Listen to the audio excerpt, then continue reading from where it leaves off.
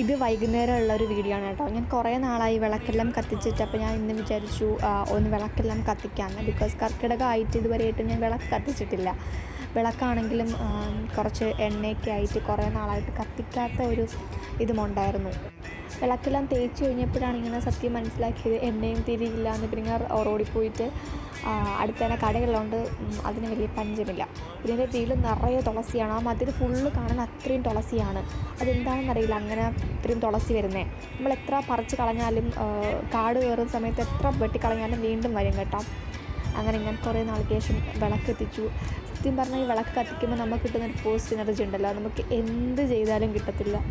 സത്യം പറയല്ലോ, അത് എനിക്ക് എങ്ങനെയാണ് പറഞ്ഞ് മനസ്സിലാക്കി തരേണ്ടതെന്ന് അറിയില്ല. പക്ഷേ ആ വിളക്ക് കത്തിക്കുമ്പോൾ നമുക്ക് കിട്ടുന്ന ഒരു പോസിറ്റീവ് എനർജി നമ്മൾ വേറെ എന്ത് ചെയ്താലും കിട്ടത്തില്ല. അതുപോലെ അമ്പലത്തിൽ പോകുന്നതും, രാവിലെ അമ്പലത്തിൽ പോകുന്നതും വിളക്ക് കത്തിക്കുന്നതും, സത്യം പറയല്ലോ റിയൽ പീസ് നമുക്ക് കിട്ടുന്ന അതിനകത്ത് നിന്നൊക്കെയാണെന്ന് തോന്നുന്നു.